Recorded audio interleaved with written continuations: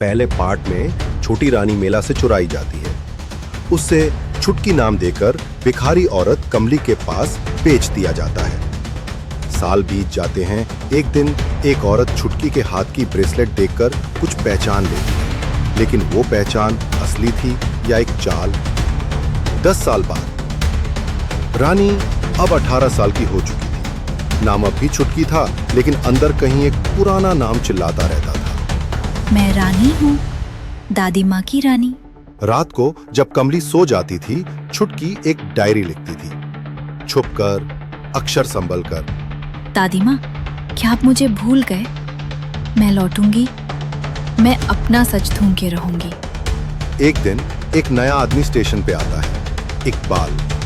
मुस्कुराता है, सबसे बात करता है, लेकिन छुटकी के करीब ही रहता है। उसने छुटकी से कहा, तू यहाँ के लिए नहीं बनी, तू किसी और दुनिया की है। छुटकी घबरा जाती है। मुझे मत छू, मैं किसी पे भरोसा नहीं करती।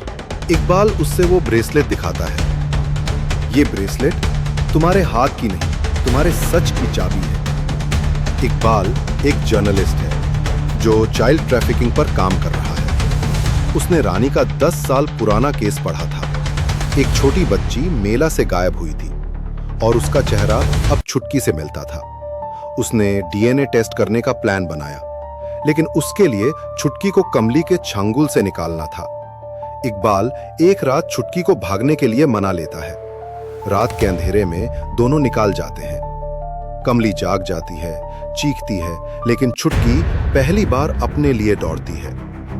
इकबाल उससे एक शहर के एनजीओ ले जाता है। डीएनए टेस्ट होता है। उसी दिन इकबाल एक फोटोग्राफ दिखाता है।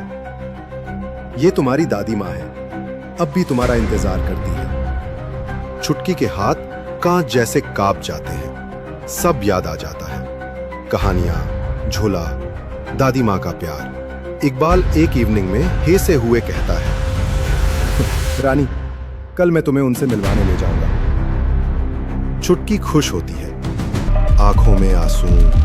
पर उस रात जब वो एनजीओ में अपने कमरे में होती है, एक काला साया उसके पीछे आता है।